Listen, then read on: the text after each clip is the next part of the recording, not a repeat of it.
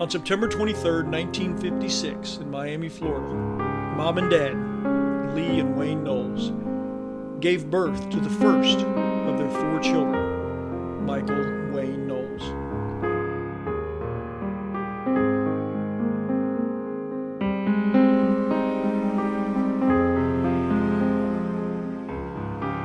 On Saturday, March 29, 2014, Michael was the victim of an apparent heart attack.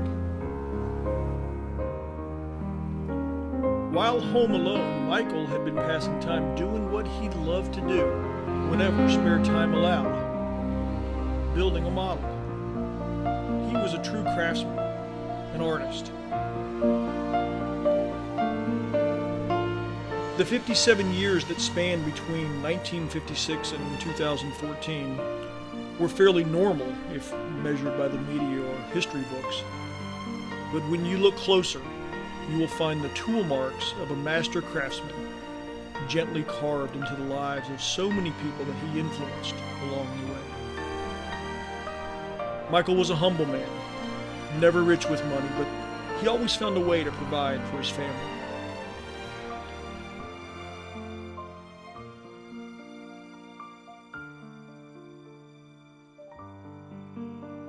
Michael married his high school sweetheart, June Barton, both graduates of Damascus High School in Damascus, Maryland, and Messiah College in Grantham, Pennsylvania, near Gettysburg.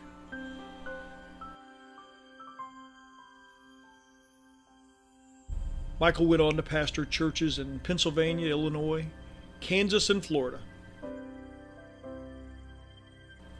Together, Michael and June gave life to Rebecca, David, Catherine, who we call Katie, and Patricia, who we call Patty. And they also lost little Rachel just before birth. And these 4 kids grew up to be wonderful young adults, and now each have their own families and their own children to raise. For most people, 4 kids is plenty, but not Michael and June. They had way too much love to share. While in Kansas, they learned of a few kids that didn't have the same loving, nurturing childhood that had been created in the Knowles home. Over the course of a few years, Michael and June adopted Dakota, Anna, Tyler, and then Jennifer, and loved them like their own biological children. At 57, Michael and June have 14 grandkids, with 3 more on the way.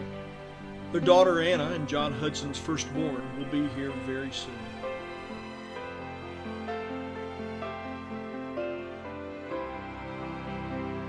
You know, it always surprises me that when a person passes away, those of us that were close think about family, faith, friends, great memories, fun times, and lessons that we may have learned, things that really matter in life.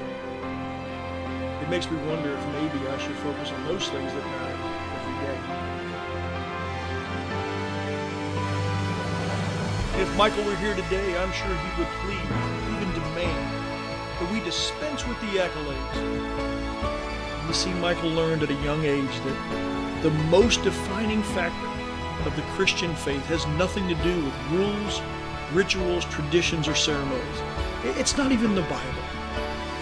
While every other religion on the planet, now or forever, defines a series of actions that a person must complete in order to be good enough, devoted enough, or worthy enough to earn a spot in that religion's version of heaven. Michael knew that Christianity completely flips the scales. Don't even try to be good enough to earn your way into heaven, because you simply can't do it. You'll fail. All you have to do is accept the free gift of Him for all of the wrong stuff you ever did or ever will do. The gift? Well, it was the death, burial, and resurrection of Jesus of Nazareth, God in the flesh. Michael knew this truth, and then he let the gratitude for that gift be the fuel that moved him to do good for others, to love without ceasing, to go the extra mile, to reach out in kindness. It's revolutionary, yet so simple, and the cornerstone of Michael's marriage, home, family, and profession. As Michael's little brother, I will miss him tremendously. I know his wife June, his kids, his grandkids, mom and dad, my brother Matt and sister Vicky and their families will all miss him. We'll miss his goofy songs like The Preacher and the Bear and Three Wheels on My Wagon, his belly bongo, and beating him almost every year in fantasy football. We'll miss his remarkable ability to embellish a story or to recall memories about each of us, describing far greater feats than we actually achieved. We will miss his love for all things Star Wars, Indiana Jones, Lord of the Rings, Miami Dolphins, and Maryland Terrapins, and his undying affinity for the Bill Gaither Trio, Keith Green, and 70s fashion. Yeah, I truly wish his grandkids would have had the same opportunity that we've had to learn from him. But I also know his legacy lives on in the many, many lives that he's touched.